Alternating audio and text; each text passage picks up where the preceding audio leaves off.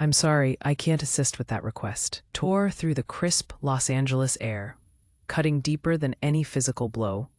They hung in the space between the gleaming chrome of the cafe and the sputtering engine of the broken-down sedan, a public condemnation that scorched Noah's ears and tightened Emma's chest. Before we begin, tell me in the comments which city you are listening to this story from. The echoes of Mr. Henderson's furious pronouncements seemed to cling to the very fabric of the suburban street, reverberating off the polished windows of the cafe and the sun-baked asphalt. Noah stood there, a pristine white apron still tied around his waist, the scent of fresh coffee and pastries suddenly feeling like a cruel mockery. His hands, usually so adept at balancing trays and pouring perfect lattes, now hung heavy and useless at his sides, still faintly smelling of grease and gasoline. A profound sense of disorientation washed over him, blurring the vibrant colors of the bustling street into a watercolor of shame and disbelief. He had always prided himself on his quiet competence, his unwavering dedication to his work, and, perhaps more significantly, his inherent desire to help, to ease burdens where he found them. This cafe, the Morning Glory, had been more than just a job for the past 5 years. It had been a sanctuary, a place where the rhythmic clatter of ceramics and the murmur of contented patrons provided a comforting backdrop to his days. Now, it felt like a cage from which he'd been unceremoniously evicted, the door slamming shut on his future with a jarring finality. The dismissal wasn't just about losing his livelihood. It felt like a judgment on his very character, a cruel indictment of the kindness he believed in.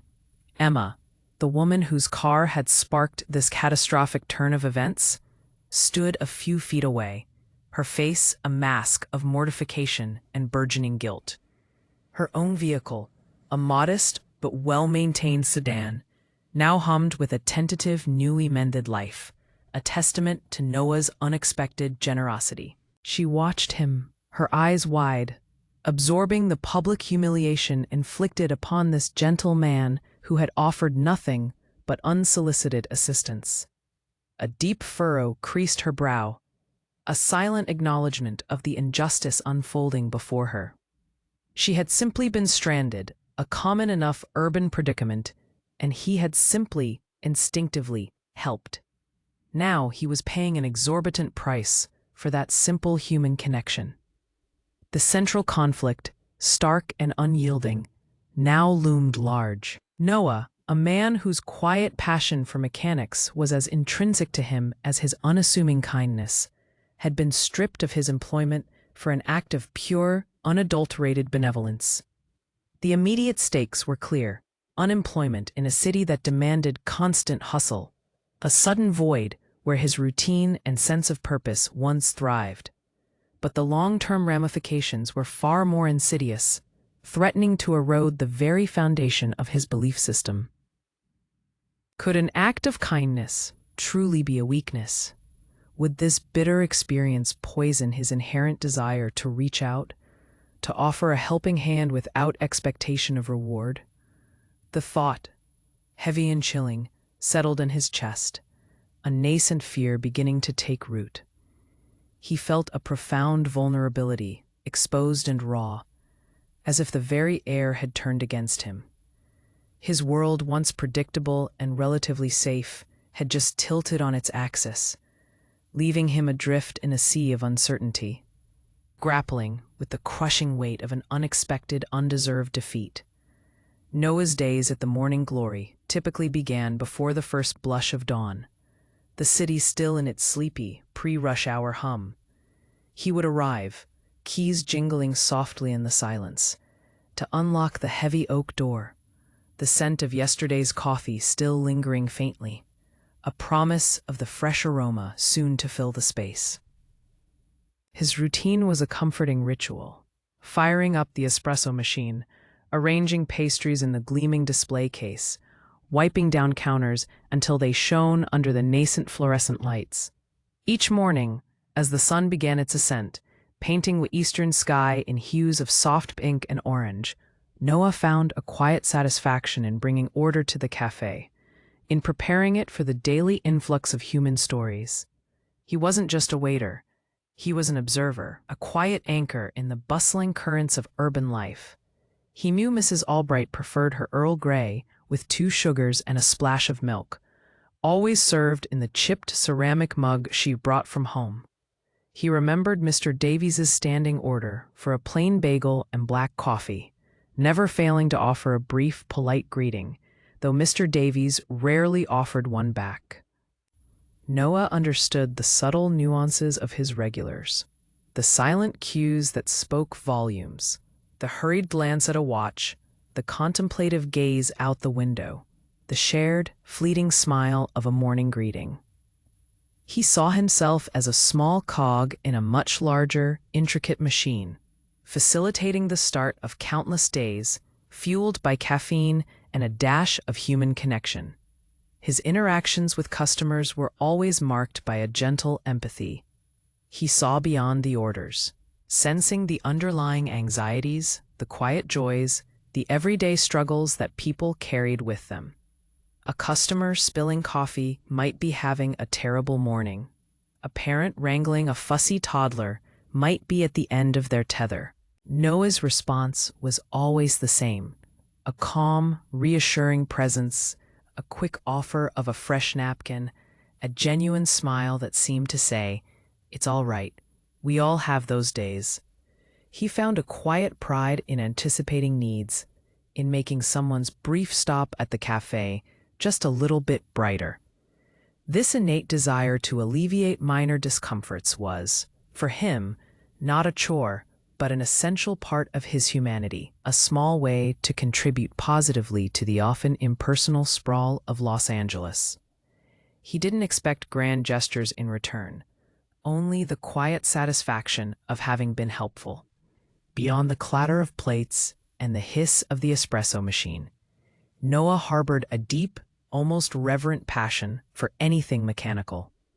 His small apartment, though sparsely furnished, contained a meticulously organized toolkit, each wrench and screwdriver gleaming with careful maintenance. Weekends were often spent in the dusty confines of his friend Leo's garage, where the metallic tang of oil and the low rumble of engines formed a symphony he understood intimately.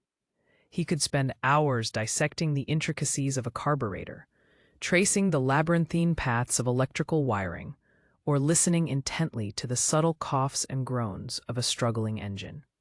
For Noah, cars were not just modes of transport. They were complex puzzles, intricate works of engineering, each with its own unique personality and set of potential ailments. He possessed an intuitive understanding, a patient hand, and an almost encyclopedic knowledge gleaned from countless hours poring over repair manuals and online forums. It was a world away from the polite smiles and hurried orders of the cafe, a secret refuge where his mind could truly engage, where problems had tangible solutions, and where his hands, skilled and precise, could bring dormant machines back to life. This passion, though separate from his cafe duties, was not entirely dissimilar to his approach to customer service. Both required attention to detail, a keen sense of observation, and a patient, problem-solving mindset. He treated a sputtering engine with the same focused care he gave to a customer struggling to choose between a croissant and a muffin. Both were about understanding a need and providing a solution. He believed in the inherent dignity of honest work, whether it was brewing the perfect cup of coffee or coaxing a temperamental engine back to health. He saw no hierarchy in these acts of service, only the shared human desire for things to simply work. His relationship with Mr. Henderson, the owner of the Morning Glory, was, by most standards, functional, but devoid of genuine warmth.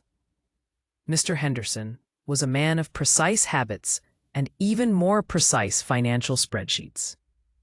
He valued efficiency above all else, seeing the cafe not as a community hub, but as a finely tuned machine for generating profit. He appreciated Noah's reliability, his punctuality, and his ability to keep the morning rush flowing smoothly. But he had little patience for anything that deviated from the strict protocols of service. Kindness, in Mr. Henderson's lexicon, was an amorphous, unnecessary variable, a potential drain on resources, something that couldn't be quantified or neatly itemized on a balance sheet. He was a man who saw the world in black and white, debits and credits, profit and loss. Noah's quiet empathy, his occasional moments of lingering conversation with an elderly regular, or his willingness to go the extra mile for a forgetful customer, were often met with a disapproving glance, a sharp, almost imperceptible shake of the head. "Time is money, Noah," he would often grumble, his voice a low, gravelly reminder that sentimentality had no place in the cutthroat world of small business. Noah, in turn, respected Mr. Henderson's business acumen, if not his complete lack of emotional intelligence. He understood the pressures of running a business, the constant tightrope walk between overheads and revenue. He simply believed there was a way to navigate that tightrope with a little more grace, a little more human understanding. He often wondered if Mr. Henderson had ever truly experienced the simple joy of helping someone without expecting anything in return. He suspected not. This fundamental difference in philosophy created an invisible chasm between them, a quiet tension that usually remained unspoken, simmering just beneath the surface of their professional interactions. It was a chasm that on this particular Tuesday morning was about to erupt into an unbridgeable canyon. The stage was set, unknowingly, for a collision between efficiency and empathy, between cold profit and genuine human connection, a collision that would irrevocably alter Noah's carefully constructed world. The Tuesday morning had begun much like any other, a symphony of clattering dishes and the rhythmic hum of the espresso machine. Noah moved with practiced ease through the cafe, a ballet of efficiency honed over years. He greeted Mrs. Albright with her customary Earl Grey, offered Mr. Davies his usual black coffee and bagel, and deftly navigated the evolving demands of the morning rush. The air was thick with the comforting aroma of brewing coffee, toasted bread, and the soft murmur of conversations, a familiar, reassuring balm to his soul. Then, a subtle shift in the street's rhythm caught his attention. A sputtering cough, then a harsh metallic grind, followed by an abrupt, unhappy silence. It was a sound he knew intimately, a sound that spoke of mechanical distress. He glanced towards the large plate glass window, his gaze drawn by an instinct as old as his love for engines. A silver sedan, not old, but clearly struggling, was coasting to a halt directly across the street, its hazard lights blinking a frantic distress signal. A woman, her silhouette framed against the harsh morning sun, emerged from the driver's side, her shoulders slumping in visible frustration. His internal monologue began, a quiet hum of concern. "Another one bites the dust. Looks like a fuel issue. Or maybe the alternator finally gave up. Poor woman, stuck right in the middle of the morning rush. That's a terrible spot to break down." He watched as she leaned against the car, her head bowed, a picture of weary resignation. His gaze drifted to her hands, running through her hair in a gesture of exasperation. "She looks genuinely distressed. This isn't just an inconvenience. It's a disruption to her entire day." He continued his duties, clearing a table, refilling sugar dispensers, but his mind kept returning to the stranded car, the troubled woman. The mechanical distress call was almost visceral for him, a siren song to his inherent desire to fix things. He could almost hear the engine's silent plea. He imagined the frustration, the feeling of helplessness, the immediate mental calculation of tow truck costs and repair bills. He knew that feeling, that sudden, unwelcome weight of mechanical failure. A few minutes later, she made her way tentatively towards the cafe, probably seeking a phone, or perhaps just a moment of respite from the glaring sun. Her eyes, he noticed as she stepped inside, were a striking shade of hazel, currently clouded with worry. She approached the counter, her voice soft, tinged with apology. "Excuse me," she began, her gaze sweeping around the bustling room. "I'm so sorry, but my car just died right outside. Do you have a phone I could use to call a tow truck, or perhaps a mechanic nearby?" Noah felt a familiar tug, an immediate compulsion to offer assistance. A tow truck could take hours, and who knows what kind of mechanic she'd get. What if it's something simple, something I could help with? He looked at his watch. The initial morning rush was easing, a brief lull before the mid-morning coffee crowd. Mr. Henderson was in the back office, likely buried in his spreadsheets. "I can help," Noah heard himself say, the words escaping before his conscious mind could fully weigh the implications. "I'm pretty good with cars. It might just be something minor." Emma, the stranded woman, looked at him with a mixture of surprise and gratitude. "Oh, really? That would be incredible. I'm Emma, by the way." "Noah," he replied, a small, reassuring smile on his face. "Just a moment. Let me grab my toolbox." He hurried to the back, his heart thrumming with a quiet excitement, a sense of purpose beyond serving coffee.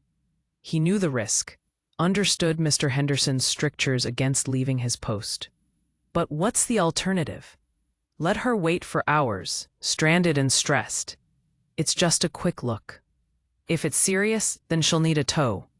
But if it's something I can fix, it'll save her so much trouble.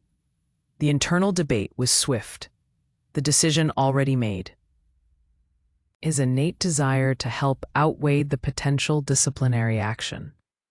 He grabbed his worn canvas toolbox, a trusty companion filled with the tools of his passion, and headed back out, a sense of quiet determination in his stride. Stepping out onto the sun-drenched street, the city's symphony of car horns and distant sirens seemed to fade, replaced by the focused intent of the task at hand. Emma led him to her silver sedan, its hood still stubbornly down. The metal felt warm under his fingertips as he unlatched it, revealing the intricate, oily landscape beneath. He took a deep, assessing breath, the familiar scent of gasoline and engine oil a comforting aroma. "Okay, let's have a look," Noah murmured, his voice calm and professional, the waiter persona replaced by the quiet confidence of a mechanic. He began his methodical inspection, his eyes scanning for the obvious, his ears attuned to any subtle clues. He checked the battery terminals, firm and free of corrosion. He traced the fuel lines, looking for kinks or leaks. He checked the oil, the coolant, the brake fluid, each component a chapter in the car's silent story. Emma stood nearby, a respectful distance, watching him with an air of hopeful apprehension. No obvious signs of a major failure, Noah thought, his brows furrowed in concentration. But the way it died, that quick, sharp cough, could be electrical, or maybe something with the fuel pump relay. He ran his hand along the various wires, feeling for any loose connections, any frayed insulation. His fingers, calloused from years of work, were surprisingly nimble, moving with a delicate precision. He tried the ignition. A click, a weak whirring sound, but no spark, no engagement. Definitely not the battery. It's getting power, but not enough to turn over the engine effectively. Or it's not getting fuel. He moved to the fuse box, systematically checking each fuse with a small testing tool from his kit. He found it, a blown fuse, small and seemingly insignificant, yet capable of paralyzing an entire vehicle. It was the fuse for the fuel pump relay. "Aha," Noah breathed, a small smile touching his lips. "Found it. Blown fuse for the fuel pump relay. Means your engine wasn't getting any fuel. Probably just a momentary surge. Or maybe an old fuse finally gave out." Emma's face, etched with worry moments before, now brightened considerably. "That's it? A fuse?" "Hopefully," Noah said, already rummaging in his toolbox for a replacement. He always carried a small assortment of common fuses, a habit born from years of tinkering. He quickly located the correct amperage, a tiny piece of metal and plastic, yet so vital. He carefully slotted it into place, the click a satisfying sound of potential resolution. "All right," he said, stepping back, wiping his hands on a rag he'd brought from the cafe. "Let's try it now. Keep your foot off the gas." Emma, her heart thumping with a mix of anxiety and anticipation, slid back into the driver's seat. She turned the key. The engine sputtered once, then twice, and then, with a glorious, robust roar, it came to life. A wave of relief washed over her, visible in the way her shoulders relaxed, the way a genuine, radiant smile spread across her face. "Oh my goodness, Noah, you fixed it. You actually fixed it." Her voice was laced with disbelief and immense gratitude. She quickly got out of the car, her steps light. "How much do I owe you? I can't believe you did that." Noah, however, was already shaking his head, a quiet contentment in his eyes. "Nothing at all, Emma. Just glad I could help. Sometimes it's the little things, you know?" He genuinely meant it. A look of relief on her face, the sound of the purring engine, was payment enough. The pure joy of solving a mechanical puzzle, of alleviating someone's stress, was its own reward. But as he turned to head back into the cafe, his sense of satisfaction was abruptly shattered. Mr. Henderson stood in the doorway, his face a thundercloud of fury. His arms were crossed, his stance rigid, his eyes narrowed into slits of cold condemnation. He hadn't just witnessed Noah fixing the car, he'd seen the entire interaction. The polite refusal of payment, the casual, generous act that in his eyes was a betrayal of every principle he held dear. "Noah!" Mr. Henderson's voice was a low growl, barely contained, yet carrying an unmistakable authority that cut through the street noise. "My office. Now." The words struck Noah like a physical blow. A warmth of the sun, the gentle hum of the newly repaired engine, the satisfied smile that had just graced his lips, all vanished instantly, replaced by a cold dread that began to spread through his limbs. He knew, with a sickening certainty, what was coming. The calm satisfaction he had felt just moments before evaporated, leaving only a bitter taste of regret and a profound sense of foreboding. He felt a shiver run down his spine, despite the warm Los Angeles morning. The brief moment of altruistic joy had been fleeting, too good to last. The real world, Mr. Henderson's world, was about to exact its harsh, unyielding price. He walked past Emma, offering her a weak, apologetic smile that did little to mask the sudden pallor of his face. She watched him, her own smile fading, a dawning horror in her eyes as she recognized the grim tableau unfolding before them. The atmosphere crackled with unspoken tension, a heavy silence descending that seemed to swallow the usual sounds of the street. Noah pushed open the door to the cafe, the bell above chiming a mournful, ironic tune, signaling not an arrival, but an impending departure. The back office was small, claustrophobic, and smelled faintly of old coffee and stale paper. Mr. Henderson sat behind his cluttered desk, his gaze fixed on Noah with an intensity that felt like a physical weight. The silence stretched, thick and uncomfortable, broken only by the distant clatter from the kitchen, a stark reminder of the world Noah was about to be forcibly ejected from. "Do you have anything to say for yourself, Noah?" Mr. Henderson's voice was low, controlled, which somehow made it even more menacing than his earlier outburst. Noah swallowed, his throat suddenly dry. He wanted to explain, to justify, to articulate the simple human impulse that had driven him. But he knew, instinctively, that it would be futile. Mr. Henderson operated on a different wavelength, a different set of values. I saw she was stranded, Mr. Henderson." It looked like a simple fix, and I know a bit about cars. I just wanted to help her out. A short, derisive laugh escaped Mr. Henderson's lips. Help her out? At the expense of my business?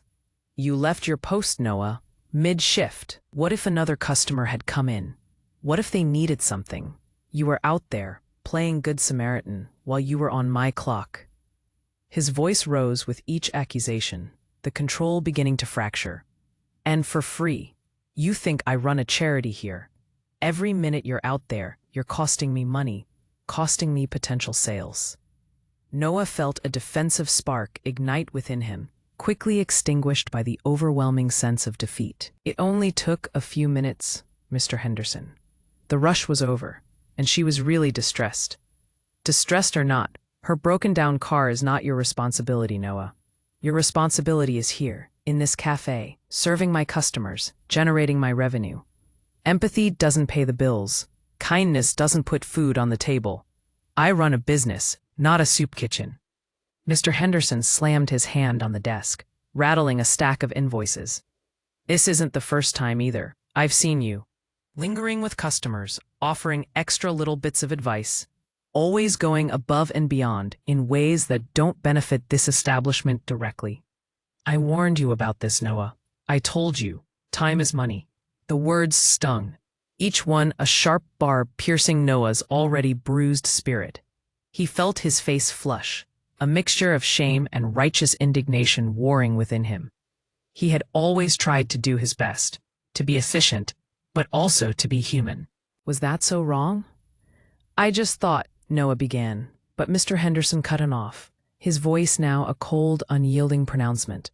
You thought wrong, Noah. Your thoughts are costing me. I can't have an employee who prioritizes random strangers over their job. It sets a bad precedent. It shows a fundamental lack of understanding of what it means to be a professional. I'm afraid, Noah, this isn't working out.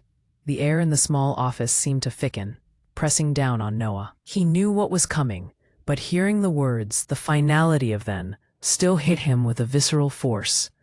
You're firing me? The question hung in the air, hollow and disbelieving.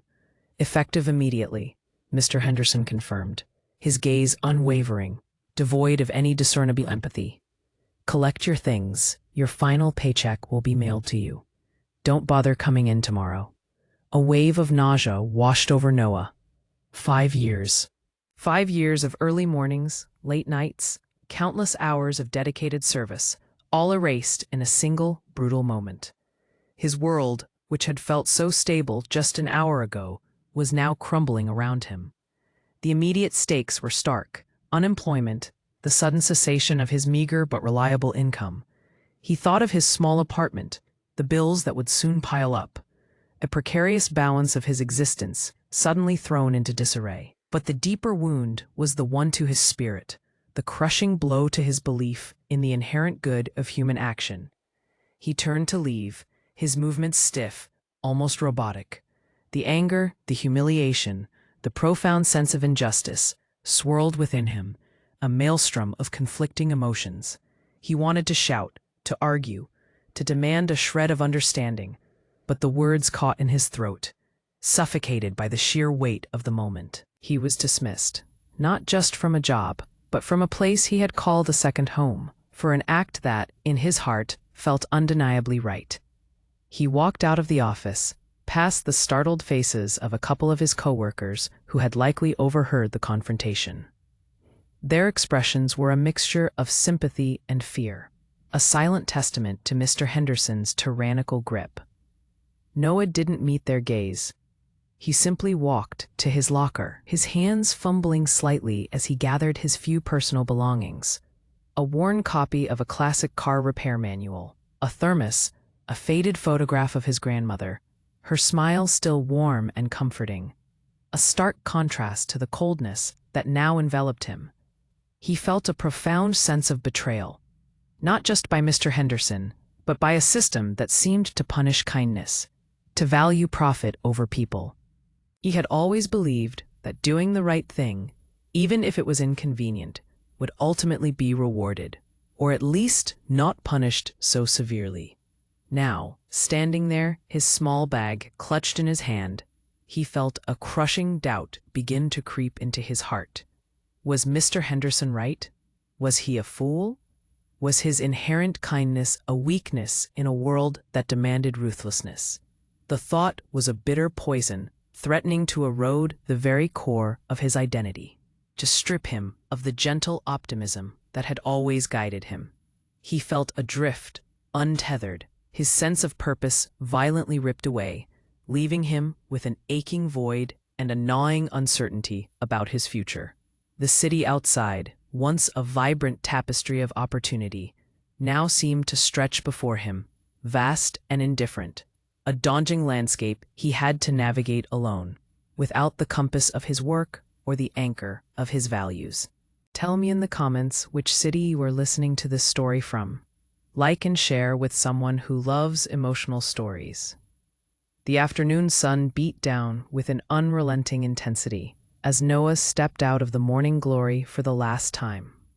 The chimes above the door sounding not like a farewell, but like a final mocking clang.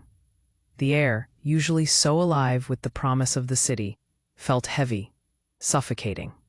He walked, not sure where he was going, his feet carrying him aimlessly down the familiar street, each step a further departure from the life he had known just hours before.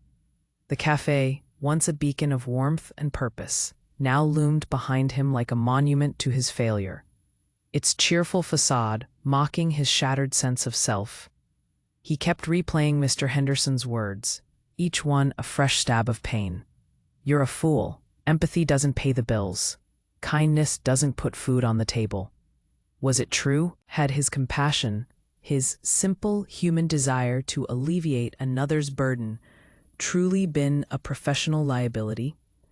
He felt a profound disorientation, as if the moral compass he had always relied upon had suddenly spun wildly out of control.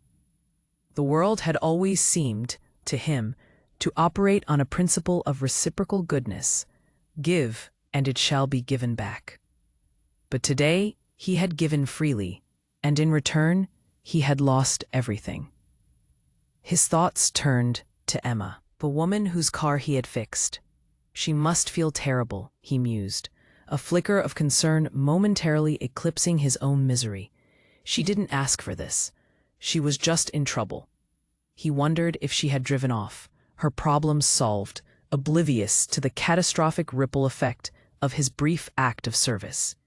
He hoped she wouldn't blame herself, though he knew, deep down, that a part of him resented the circumstances, if not her directly. It was a messy, uncomfortable tangle of emotions, guilt and anger and a lingering sense of bewilderment. He found himself at a small, unassuming park, a few blocks from the cafe, a patch of green amidst the concrete jungle. He sank onto a weathered wooden bench beneath the shade of a jacaranda tree, its purple blossoms a vibrant contrast to the grayness of his mood. He watched children playing, their laughter ringing out, pure and unburdened. A young couple strolled by, holding hands, their faces alight with an easy happiness. Their carefree joy felt like a distant planet, utterly disconnected from the desolate landscape of his own heart. The quiet introspection began, a torrent of self-doubt and anxious projection. What now? The question echoed in the cavernous space of his mind. Where do I go? Who will hire me? What do I tell people? That I was fired for being kind? Who would understand that? Who would believe that a simple act of goodwill could lead to such a devastating consequence? The thought of explaining it, of facing the inevitable judgment or pity, made his stomach clench. He thought about his passion for cars, the refuge he usually found in the intricate puzzles of engines. But even that seemed tainted now. His hands, which had so confidently fixed Emma's car, now felt heavy and useless, branded by Mr. Henderson's condemnation.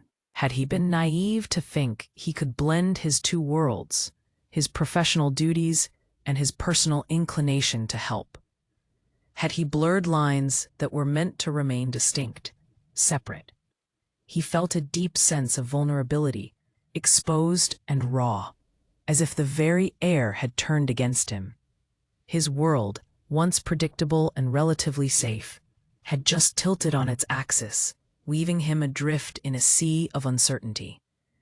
The financial implications began to weigh on him, a heavy, suffocating blanket. Rent was due in 2 weeks.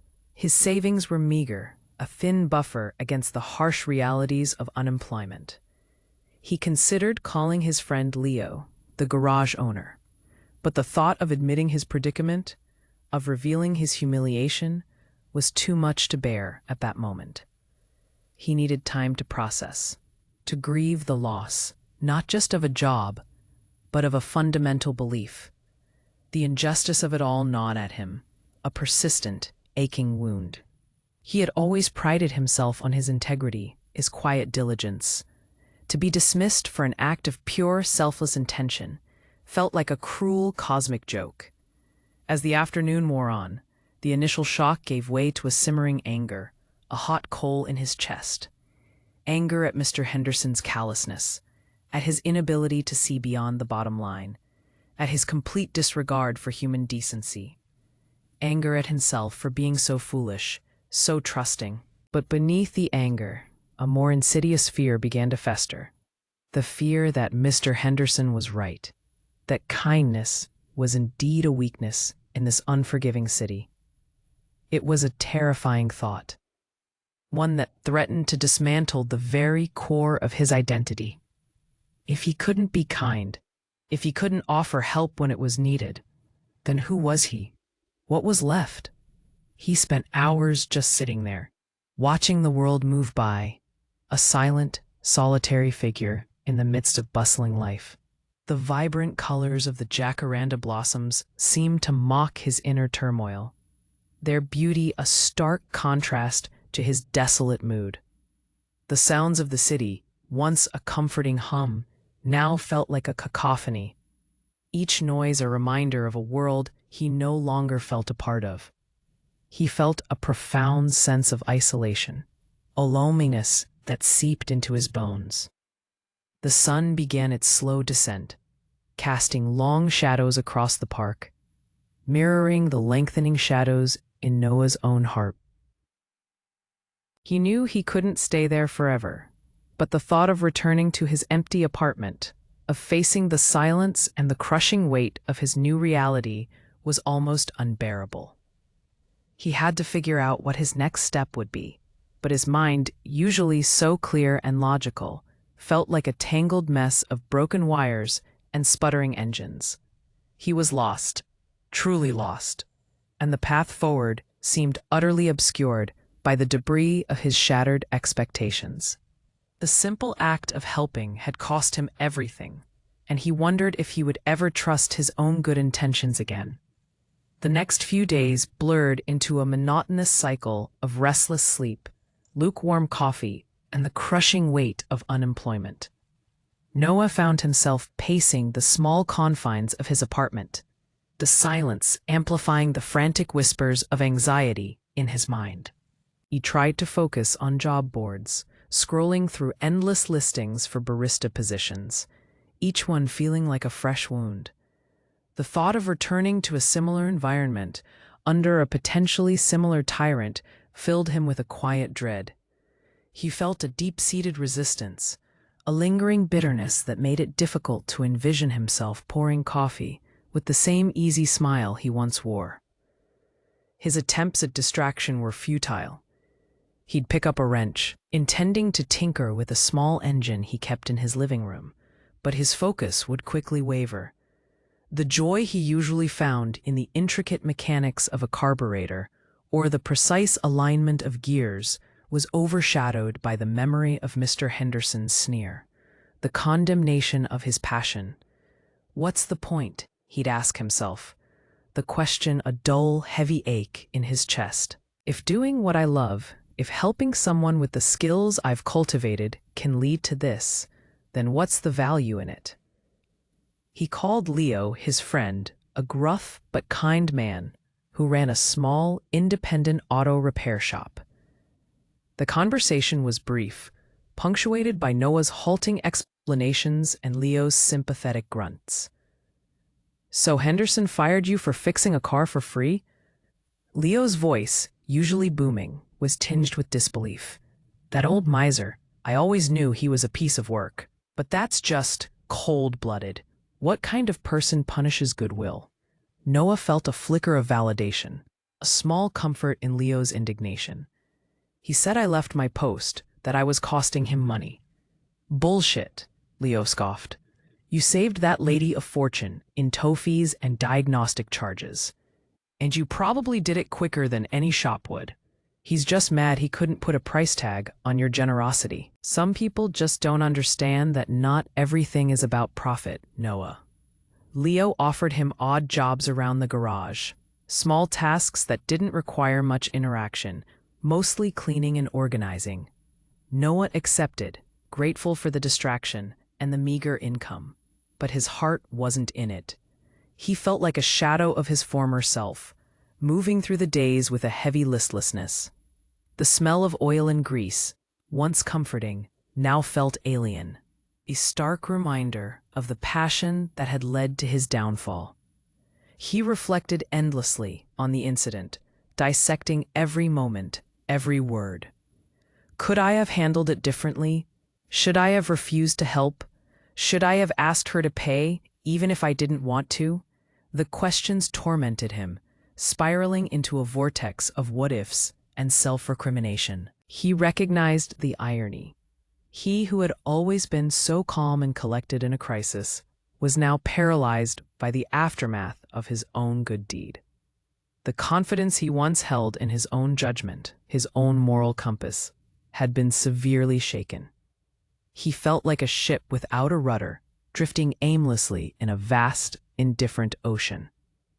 The days stretched into a week, then a week and a half. The initial anger began to dull, replaced by a pervasive sadness, a quiet despair. He watched the news, saw stories of corruption and selfishness, and felt a cynical bitterness grow within him. Perhaps Mr. Henderson was right, he thought. A dark cloud settling over his usually optimistic spirit. Perhaps the world truly is a place where only the ruthless survive, where kindness is a luxury no one can afford. This thought, more than anything else, was the most painful. It chipped away at the very core of his being, threatening to extinguish the gentle flame of hope that had always burned within him. He felt himself withdrawing, pulling away from even the few social connections he had. The world outside his apartment felt hostile, judging, ready to punish him again for daring to be anything but self-serving. He was losing faith, not just in his future, but in humanity itself. And that was a far greater loss than any job. Then, almost 2 weeks after his dismissal, something completely unexpected happened. Noah was at Leo's garage, mindlessly sorting bolts, his thoughts adrift in their usual haze of anxiety. The door chimed, signaling a new arrival, but Noah barely registered it. He heard Leo's booming voice, then a woman's softer tones, vaguely familiar. He didn't look up, assuming it was another customer. "Noah?" The voice was unmistakably Emma's. He froze, his hand still suspended over a bin of rusty screws. He slowly turned, his heart thudding a nervous rhythm against his ribs. There she stood, not in the distressed state he remembered from the side of the road, but composed, elegant, and radiating a quiet confidence. She was holding a large, ornate gift basket, its contents spilling with gourmet foods and bottles of sparkling cider. "Emma," he managed, his voice a little hoarse, a flush creeping up his neck. He felt a fresh wave of embarrassment, the memory of his public dismissal still vivid. "I've been looking for you," she said, her eyes warm, a small, knowing smile playing on her lips. She gestured around the garage. "Leo told me you were helping him out here. I tried the cafe first, of course, and, well, Mr. Henderson was less than helpful. But I eventually got to the bottom of what happened." Her gaze softened, filled with a deep, genuine sympathy. "Noah, I am so incredibly sorry. I had no idea my car breaking down would cause you so much trouble. I feel absolutely awful." Noah shuffled his feet, uncomfortable with the sudden influx of attention and the reminder of his humiliation. It's not your fault, Emma. Really. It was just Mr. Henderson being Mr. Henderson. I knew the risks. Perhaps, she conceded, stepping closer, holding out the gift basket. But that doesn't make it right, and it doesn't diminish what you did for me. You went out of your way, you helped a complete stranger, and you asked for nothing in return. That's a rare quality, Noah. A truly rare quality. She paused, her gaze steady, searching his eyes. This is just a small token of my gratitude, for your kindness, and for the trouble you got into because of it. He took the basket, feeling a warmth spread through him that had nothing to do with the Los Angeles sun. It was a warmth born of unexpected appreciation, a balm to his bruised spirit. "Thank you, Emma. You really didn't have to." "Oh, but I did," she insisted, her smile widening. She took a deep breath, and her expression shifted, becoming more serious, more determined. "But that's not the only reason I'm here, Noah. I've been doing a lot of thinking since that day, and I've also been doing a lot of asking around about you." Noah frowned, a knot of apprehension tightening in his stomach. Asking around? What could she possibly want? "You see," Emma continued, her voice dropping slightly, "Mr. Henderson may see kindness as a weakness, but I see it as an invaluable strength, especially in my line of work. And your passion for cars, your technical skill, your dedication, that's also incredibly valuable." She paused, letting her words sink in, watching his reaction. "Noah, I own a restaurant chain. Several of them, actually. They're called the Golden Spoon." The words hung in the air, echoing in the dusty confines of Leo's garage. Noah blinked, once, then again, trying to process what she had just said. She owns a restaurant chain? The Golden Spoon? That upscale, incredibly popular chain that's been expanding all over the city. His mind reeled, a sudden, dizzying shift in perspective. The quiet, distressed woman from the roadside was, in fact, a formidable businesswoman. An entrepreneur of considerable success. The twist of fate, the shocking revelation of her true identity, hit him with the force of a physical blow. His jaw slackened, and he could only stare at her, speechless. "I've heard about your work ethic, your rapport with customers, your reliability," Emma went on, seemingly unfazed by his stunned silence. "And I've now personally witnessed your character, your integrity, your willingness to go above and beyond for someone in need. These are the qualities I look for in my team, Noah. These are the qualities that build a successful business, not just cold, hard profit margins." She stepped even closer, her gaze unwavering, radiating an earnest sincerity. "I'm expanding, Noah, and I'm looking for people who understand the true meaning of service, people who lead with empathy and a genuine desire to create a positive experience for others. I'm not just offering you a job, I'm offering you a management position. I need a manager for my newest location opening in 2 months in Santa Monica. It's a challenging role, but I believe you have the unique blend of people skills, problem-solving abilities, and sheer dedication that it requires. It would be a significant step up, a chance to truly grow and lead." Noah stood there, rooted to the spot, a whirlwind of emotions swirling within him. Disbelief, astonishment, a nascent spark of hope, and a profound sense of vindication. The very qualities Mr. Henderson had condemned, the kindness he had been punished for, were now being offered as the foundation for a new, transformative opportunity. It felt like a dream, too good to be true, a sudden, brilliant light piercing through the heavy darkness that had enveloped him. From fired waiter to restaurant manager. The character arc, once a downward spiral of despair, was now making a breathtaking ascent. He looked at Emma, truly seeing her now, not just as a stranded motorist, but as a force of nature, a woman who understood the true value of human connection. The generosity of her offer, the sheer scale of it, was overwhelming. It wasn't just a job, it was a lifeline, a restoration of his faith, a validation of everything he believed in. His voice, when it finally emerged, was thick with emotion, barely a whisper. A manager. Me? Emma smiled, a genuine, radiant smile that seemed to light up the dusty garage. Yes, Noah. What do you say? Are you ready to trade the quiet hum of a coffee machine for the vibrant energy of a growing restaurant empire? The world seemed to spin, then settle, into a new, exhilarating alignment.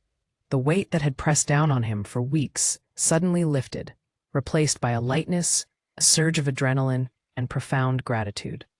He looked at the gift basket in his hands, then at Emma's kind, expectant face.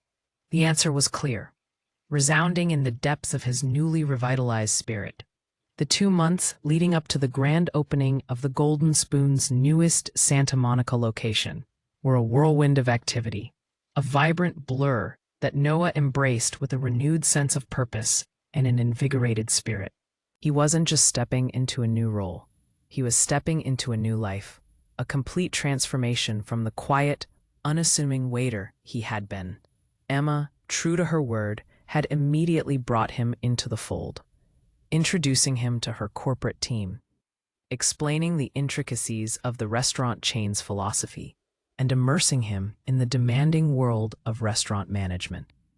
His initial days were a fascinating blend of observation and intensive training. He shadowed existing managers at other Golden Spoon locations, learning the sophisticated dance of inventory management, staff scheduling, customer relations, and operational efficiency. He attended meetings where strategic decisions were made, where menus were refined, and where the core values of the chain, quality, warmth, and impeccable service, were constantly reinforced. He absorbed it all like a sponge, his mind, once clouded by self-doubt, now sharp and eager. He found a surprising joy in understanding the larger ecosystem of a thriving business, a satisfaction that went beyond the simple act of fixing something broken. Emma herself was a constant, guiding presence. She met with him regularly, not just to discuss logistics, but to share her vision, to impart her philosophy. Noah, she had told him during one of their early lunches, her gaze earnest, I believe that a restaurant is more than just a place to eat. It's an experience. It's about connection, about making people feel valued, seen, and cared for. You have that inherent ability, that genuine empathy. That's something you can't teach. You lead with your heart, and that's precisely what the Golden Spoon is built upon. Her words were a constant affirmation, a balm to the lingering wounds inflicted by Mr. Henderson. Noah realized that Emma wasn't just offering him a job. She was offering him a platform to truly embody his values, to integrate his innate kindness into his professional life in a way he had never thought possible. His internal reflections during this period were filled with a profound sense of gratitude and a burgeoning excitement. This is what it feels like to be truly valued, he mused one evening, reviewing training manuals in his now less empty apartment. To be appreciated for who you are, not just for what you can do on a spreadsheet. The cynicism that had threatened to consume him had receded, replaced by a vibrant optimism, a belief in the possibility of a world where kindness was indeed a strength, not a liability. He found himself thriving in the challenge. His innate problem-solving skills, honed over years of dissecting engines, proved invaluable in navigating the complex logistics of restaurant operations. His quiet, observational nature, once useful for anticipating a customer's coffee order, now allowed him to subtly assess the flow of the dining room, to preempt potential issues, and to identify areas where staff might need extra support. He approached staff training with the same patient, empathetic demeanor he once applied to stranded motorists, fostering an environment where learning was encouraged and mistakes were seen as opportunities for growth. A new Santa Monica location itself was a marvel of modern design, yet imbued with a warm, inviting atmosphere. Floor-to-ceiling windows offered breathtaking views of the Pacific Ocean, bathing the spacious dining room in natural light. The kitchen was state-of-the-art, a gleaming testament to culinary excellence. Noah oversaw every detail, from the placement of the tables to the quality of the linens, from the calibration of the espresso machines to the meticulous organization of the wine cellar. He felt a deep sense of ownership, a pride he had never experienced at the Morning Glory. This wasn't just a job, it was his restaurant, a tangible manifestation of a shared vision. As the opening day approached, a nervous energy mingled with his excitement. He worked tirelessly, often staying late, ensuring every last detail was perfect. He collaborated closely with the head chef, tasting dishes, discussing presentation, and ensuring that the menu, while sophisticated, remained approachable and delicious. He conducted countless interviews, carefully selecting his team, looking not just for experience, but for that same spark of genuine warmth and dedication that Emma had seen in him. He hired a diverse group of individuals, each bringing their own unique talents and personalities, all united by a shared commitment to excellence and a passion for hospitality. He thought of Mr. Henderson occasionally, the memory a distant, fading echo. He harbored no ill will, only a quiet understanding that some people simply operated on a different plane, driven by different motivations. He realized now that Mr. Henderson's dismissal had not been a punishment, but a liberation. It had been the catalyst that propelled him towards a destiny he could never have imagined, a path where his true self could flourish. The injustice had been painful, but the subsequent reward, the incredible transformation, had rendered it almost insignificant in the grand scheme of things. On the eve of the grand opening, Noah stood alone in the quiet, impeccably set dining room, the ocean breeze carrying the faint scent of salt and possibility through the open doors. The tables gleamed, the silverware sparkled, and the soft lighting created an inviting glow. He ran his hand over a polished tabletop, a profound sense of accomplishment swelling in his chest. He thought of his journey, from the humble waiter fixing a car on the street, to the manager of this magnificent establishment. It was a testament to the unexpected turns life could take, to the power of a single act of kindness, and to the extraordinary generosity of a woman who saw beyond the surface. He closed his eyes for a moment, picturing the chaotic morning when Emma's car had broken down, the harsh words of Mr. Henderson, the crushing weight of his unemployment. And he envisioned Emma's face in Leo's garage, her surprising revelation, her unwavering belief in him. He opened his eyes, a serene smile gracing his lips. He was ready. Ready to lead, ready to inspire, ready to create a space where every customer felt valued, where every act of service was imbued with genuine warmth, where kindness was not just tolerated, but celebrated. His confidence, once shattered, was now fully restored, stronger and more resilient than ever before. He had found his place, not just in a new job, but in a new purpose, a living testament to the transformative power of empathy and the unexpected rewards that can spring from the simplest, most selfless acts. Thank you for making it to the end. If this emotionally explosive narrative left you breathless and forever transformed, like it now and share it immediately with someone who loves life-changing tales before everyone misses this bombshell. Tell me in the comments which city you are listening to this story from.